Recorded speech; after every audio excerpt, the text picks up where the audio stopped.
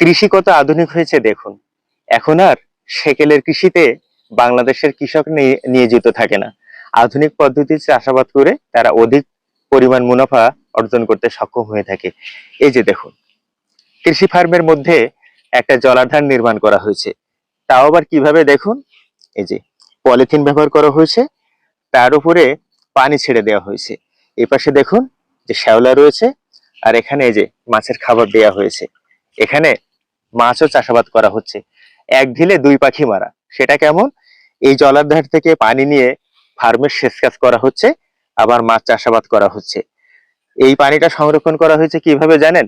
এই যে বর্ষা মৌসুম চলছে, আকাশ থেকে যে বৃষ্টির পানি পড়ে, সেই বৃষ্টির পানি ধরে এখানে পানি সংরক্ষণ করা হচ্ছে কৃষিকাজে ব্যবহার করবার জন্য। আর শুষ্ক মৌসুমে যখন বৃষ্টির পানি পাওয়া যায় না, তখন স্যালো মেশিন থেকে পানি নিয়ে এসে এখানে সংরক্ষণ করা হয়। এই মাছ চাষ পাশাপাশি ফার্মের কাজে এই পানি দিয়ে কৃষি কাজ করা হচ্ছে। দারুণ লেগেছে আমাদের কাছে বিষয়টা।